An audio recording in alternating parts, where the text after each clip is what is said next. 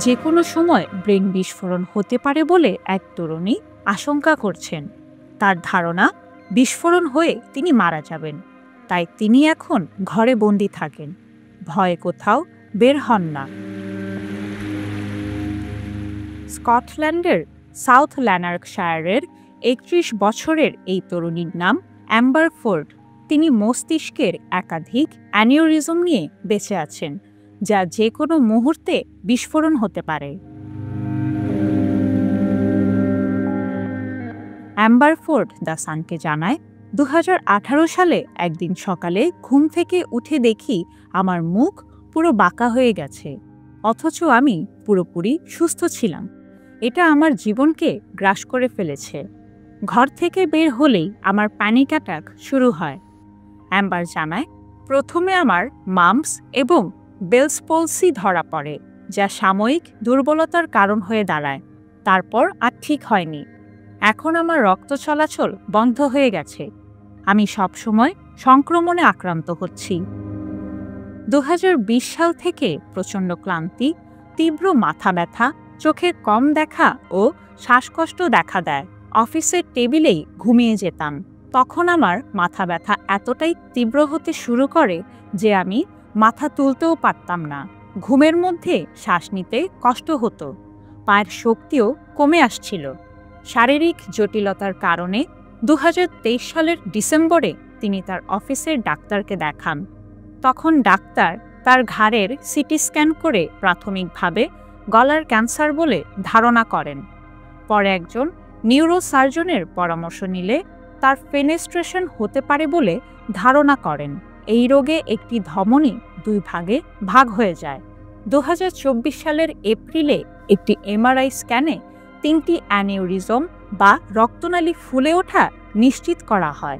Doctor বলেছেন, এখন তার ব্রেইনে খুব জরুরি অপারেশন প্রয়োজন, কিন্তু এটা খুব ঝুঁকিপূর্ণ। মস্তিষ্কে রক্ত সরবরাহ বন্ধ হয়ে স্থায়ীভাবে অক্ষম কিংবা মারাও যেতে পারেন। আবার যে কোনো সময় তা বিস্ফোরণও হতে পারে। অ্যাম্বার জানান, আমি প্রতি মুহূর্তে অসহনীয় উদ্বেগের মধ্যে বাস করছি। আমার মনে হয়, এখন কি ফেটে যাবে? আমি কি আজই মারা যাব? এই চিন্তা সারাক্ষণ তাড়া করে ফেরে। জানান তিনি, যদি আমার অস্ত্রোপচার হয় তাহলে কি স্ট্রোক, রক্তক্ষরণ ও স্থায়ীভাবে পঙ্গু হয়ে যাব?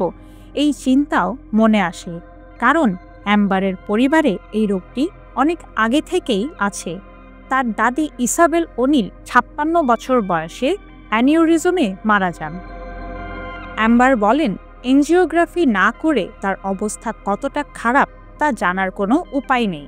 এক ধরনের এক্স-রে আছে যা ধমনীতে একটি পাতলা নল ঢুকিয়ে করা হয়, কিন্তু এতে তার স্ট্রোক হওয়ার ঝুঁকি রয়েছে।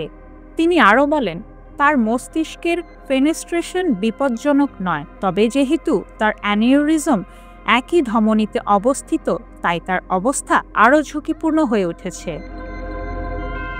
অ্যাম্বারের সামনে এখন ২টি বিকল্প রয়েছে: রক্ত সরবরাহ চালু রাখতে ধমনীতে কয়েল স্থাপনের জন্য অস্ত্রোপচার করা, যা তার জীবনের জন্য অত্যন্ত ঝুঁকিপূর্ণ। তিনি বলেন, একজন আমেরিকান ডাক্তার খুঁজে পেয়েছি যিনি জটিল অ্যানিউরিজম নিয়ে কাজ করেন। তিনি এরকম অনেক জটিল রোগীর অপারেশন করেছেন, কিন্তু তার কাছে গিয়ে চিকিৎসার খরচ বহন করার মতো টাকা আমার নেই। তাই আমি গোফান্ডমি চালু করেছি, জানান অ্যাম্বার। তিনি বলেন, আমি সত্যি আমার জীবন ফিরে পেতে চাই, একটি পরিবার চাই এবং আমার জীবন উপভোগ করতে চাই।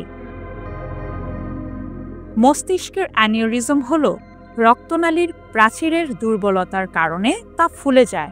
দুর্বল রক্তনালী দিয়ে রক্ত প্রবাহিত হওয়ার সময় রক্তচাপের কারণে বেলুনের মতো একটি ছোট অংশ বাইরের দিকে বৃদ্ধি পায়, ফলে সাবঅ্যারাকনয়েড রক্তক্ষরণ নামে একটি গুরুতর অবস্থার সৃষ্টি হয়। এতে রক্তপাতে মস্তিষ্কের ব্যাপক ক্ষতি করতে পারে। লন্ডন ক্লিনিক ও ব্রিটেনের দ্য ন্যাশনাল হেলথ সার্ভিসের তথ্য মতে, অ্যানিউরিজম হলে হঠাৎ যন্ত্রণাদায়ক মাথা ব্যথা হয়, যা অন্ধ করে দেয়। কখনো কখনো ঘাড় শক্ত, বমি হওয়া, খিঁচুনি, আলো সহ্য করতে না পারা অজ্ঞান হওয়া এবং শরীরের এক পাশ দুর্বল কিংবা অবশ হয়ে যেতে পারে। ব্রেইন অ্যানিউরিজম কী কারণে হয় তা চিকিৎসা বিজ্ঞানীরা এখনও নিশ্চিত হতে পারেনি, তবে ধূমপায়ী, উচ্চ রক্তচাপ অথবা পারিবারিকভাবে অ্যানিউরিজমের ইতিহাস আছে এমন ব্যক্তিদের এটি হওয়ার সম্ভাবনা বেশি। স্বাস্থ্য বিশেষজ্ঞরা বলছেন, বিশ্বে বছরে প্রতি ২০ জনের মধ্যে একজন মস্তিষ্কের অ্যানিউরিজমে আক্রান্ত হন। সংখ্যার দিক দিয়ে এই আক্রান্তের হার প্রতি ৫০,০০০-এ একজন। আক্রান্তদের ২৫ থেকে ৪০% ২৪ ঘন্টার মধ্যেই মারা যায়। তাই কারো হঠাৎ এই লক্ষণ দেখা দিলে তাকে সঙ্গে সঙ্গে হাসপাতালে নেওয়া জরুরি।